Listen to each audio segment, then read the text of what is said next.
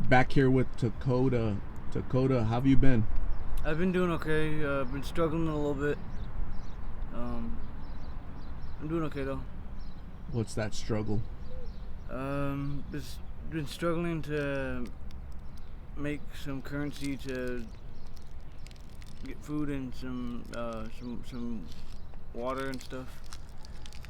Some necessities that I need for the spider bite on my knee. I've been struggling to get that. Okay. You haven't gone to the hospital to get medical treatment for that? I've been to two hospitals so far, and they both basically turned me away due to not having insurance or access. Okay. So, um,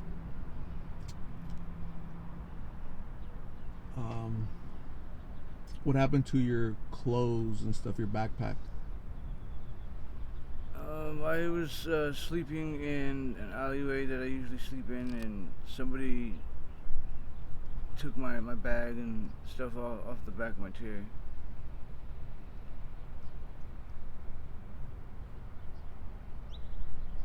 Kind of pissed me off about that. Like people just they just can't leave other people's stuff alone. More the reason to get out of here, no? Yeah, What's holding you back? just trying to get my insurance and stuff before I go try to do anything, because a lot of these rehabs and these detox places require insurance or access, and I don't have neither. So I'm trying to get my insurance or some type of insurance and some type of access before I try to go in and into detox or rehab.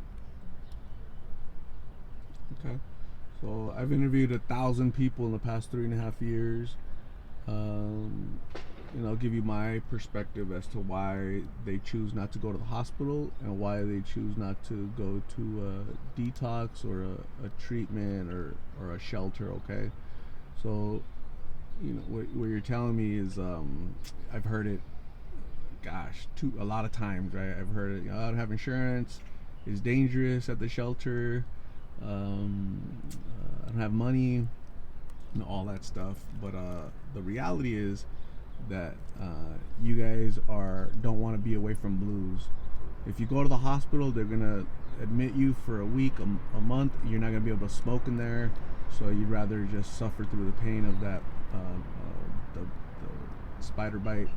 Uh, as far as insurance, it's a federal law that anybody that goes to emergency room has to be seen by a doctor. Insurance, no insurance, English, no English, born here, not born here. It's a federal mandate to all hospitals that they all have to abide by, right? So, and as far as insurance for treatment, there are places that'll help you get that set up, right? So it's just the reality is that you just don't want to be away from blues. Does that sound like more probable? No, no, I've actually gone to St. Joseph's Okay. and Banner, and they both basically have turned me down because of having no access. Like I'm literally trying my hardest right now. I can't do anything today because it's Sunday and they're not open on weekends. But the LDRC at Cass, I've been trying to get in to be seen by a social worker or a caseworker to get my insurance, and I'm trying to get put on the housing list. So like, I'm trying to. I have to do all that tomorrow. Like, I have to even get my food stamps tomorrow because it's a weekend, and they're not open on weekends for EBT either. You weren't able to do it this past week. I admit I was able to. I was basically lollygagging and doing like basically what they would call playing around, where it basically no procrastinating. That's the word. I basically was procrastinating. Where do you think the procrastination comes from? Um,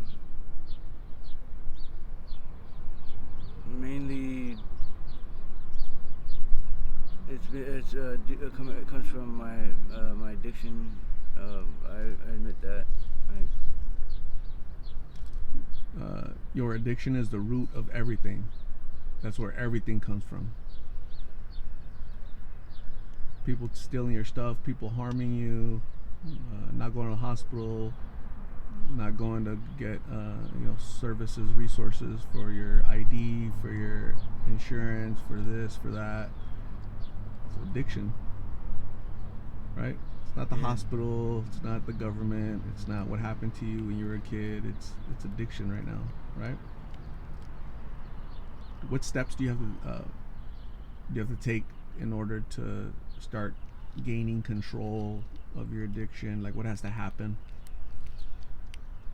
First, I have to want to change, and then the first step is I have to want to change. I literally have to want better for myself, and basically want the help and actually accept the help. The second step is actually following through with my what I say I'm gonna do and actually get it done. And the third step is just basically like if and when and if I get into detox or rehab, I had to like literally I had to work for it. Like I had to like put in effort instead of just half-assing it. Yeah, I mean, it's up to you. Ultimately, it's your your life. So you decide what you want to do, where you want to take it.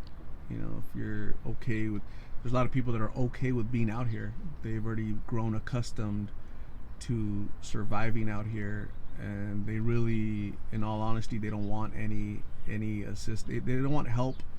The type of help that sometimes we have to define help, right? Your definition of help is probably different than mine, or like people that are intending to help you. Like, it's totally different, right? Yeah. So if I come up to people and I say, hey, do you want help? They're gonna say yeah, but the definition is wrong, right? So it's different.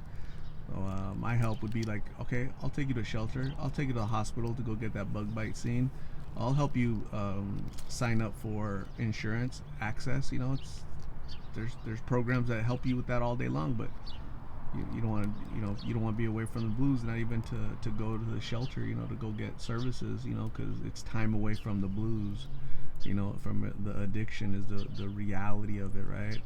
So to be honest though, like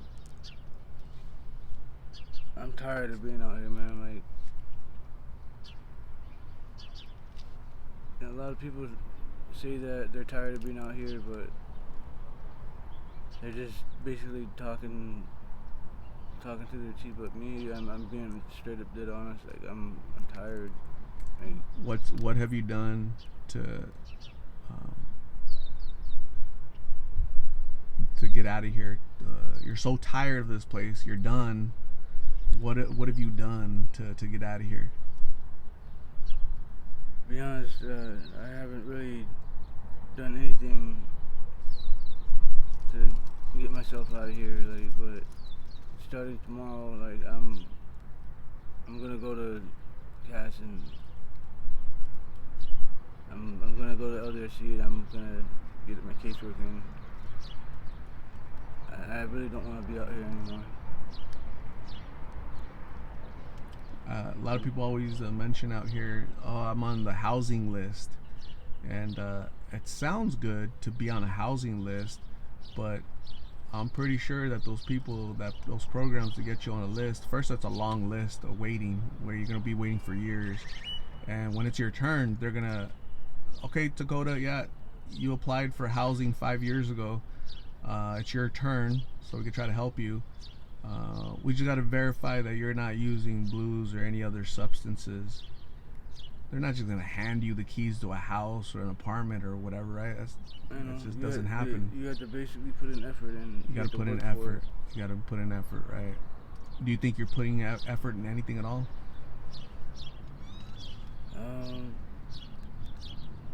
Concerning the rehab or detox, I haven't been putting in effort to do that, but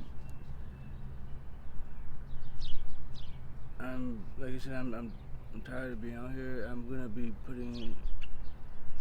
gonna actually go there and actually do what I'm saying I'm wanting to do, because I'm tired of waking up every day basically just doing the same thing 24/7 all the time. Show me your hands. They're a little dirty, huh? Yeah. Are you tired of having your hands dirty, filthy all day long? Yeah. There's people I've interviewed that they're getting their limbs cut off. Their hands are being chopped off because they're getting infections. They're not washing their hands for days, weeks, months. They get a little cut.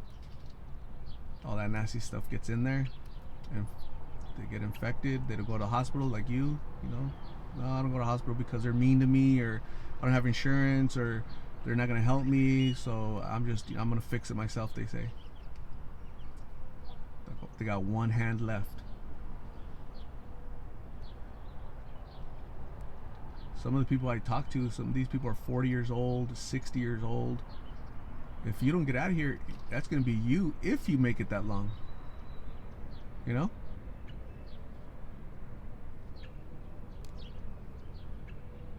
Scary.